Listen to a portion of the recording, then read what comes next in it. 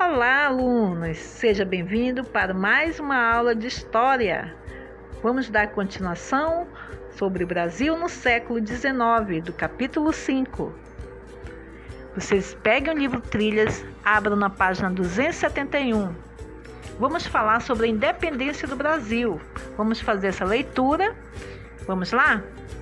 Com o fim da guerra que ocorria na Europa, Dom João VI retornou ao Portugal em 1821. Ele deixou seu filho, Dom Pedro, para administrar o Brasil de acordo com as ordens vindas da Europa. Nessa época, muitos políticos portugueses e parte da população de Portugal passaram a exigir que Dom Pedro retornasse a Lisboa. Eles também queriam a volta do Pacto Colonial. Porém, alguns grupos influentes da sociedade brasileira, como políticos, comerciantes e fazendeiros, não estavam de acordo com essas exigências. Com o apoio desses grupos, em 7 de setembro de 1822, Dom Pedro proclamou a independência do Brasil. O próprio Dom Pedro assumiu o governo do Império do Brasil com o título do Imperador de Dom Pedro I. Então, a independência do Brasil, alunos, aconteceu em 7 de setembro de 1822. Significa que a partir daquele momento o Brasil deixou de ser uma colônia de Portugal e passou a ter a liberdade política e de organização, sendo então um país independente.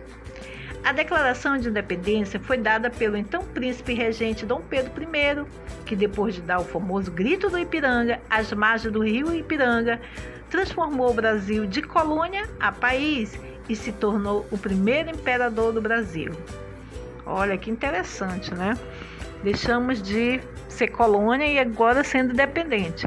Atualmente, alunos, os estudiosos consideram que a proclamação da independência não foi consequência de um ato individual de Dom Pedro, mas sim um fato relacionado a outros acontecimentos que ocorriam no Brasil. Com as mudanças trazidas pela presença da corte portuguesa no Brasil e com o fim do Pacto Colonial, já se desenvolvia o processo histórico que resultaria a independência. Vamos agora para a página 272. Vamos lá? Vamos agora falar sobre o primeiro reinado após o Brasil se tornar-se independente. Bom, Dom Pedro I, ele governou o Brasil entre 1822 e 1831. Esse período foi conhecido como o primeiro reinado. Convocou uma Assembleia Constituinte formada por senadores e deputados para elaborar uma Constituição para o Brasil. Então, nesse período foi elaborada a primeira Constituição para o Brasil, que com o passar do tempo já teve várias mudanças, né? Em 1824, decidiu impor à população de forma autoritária como uma Constituição que fosse favorável aos seus próprios interesses. Mas, alunos, o que vem a ser autoritarismo? Uma forma autoritária, o que vem em mente? Bom, o autoritarismo é uma forma de governo em que os líderes de um país não consideram a opinião da população, não respeitam seus direitos e impõem medidas de acordo com seus próprios interesses. Esta característica de governo está presente também em outros contextos das histórias brasileiras, que serão estudados mais adiante, tá bom?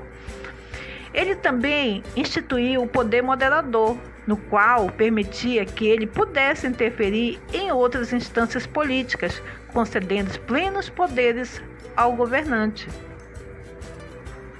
Vamos agora falar um pouco sobre o período regencial, né, da página 273. Vimos aqui a imagem da abolição de Dom Pedro I, que deu início ao período regencial. Então, o período regencial no Brasil teve início quando Dom Pedro I resolveu voltar a Portugal, pois seu pai Dom João morreu. O imperador perdeu sua popularidade no Brasil e enfrentou inúmeros problemas políticos.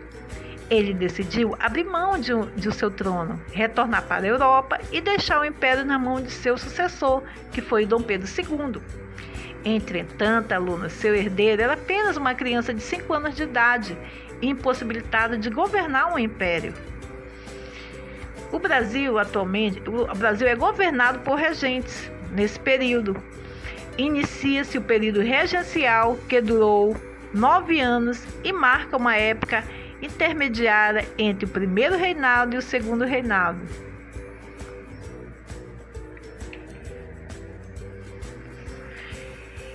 Essa época foi marcada por grandes instabilidades, disputas políticas e diversas revoltas.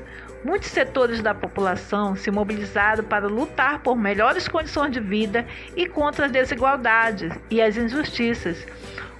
Os revoltosos também solicitavam maior participação política para a população. Mas, alunos, o que vem a ser uma mobilização social? Observe aí nessa imagem, né? Pessoas assim revoltadas, levantando os braços.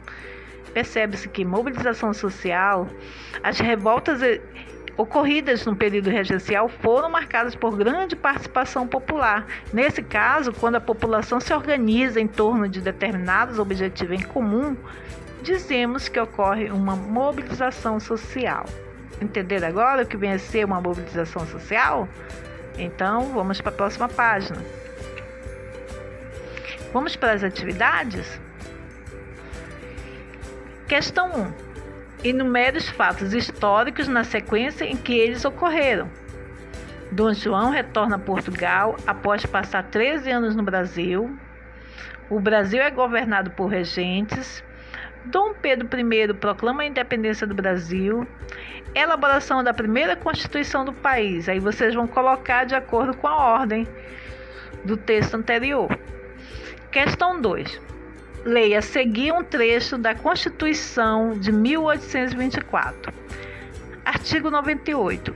O poder moderador é a chave de toda organização política e é delegado privativamente ao imperador como chefe supremo da nação. Letra A.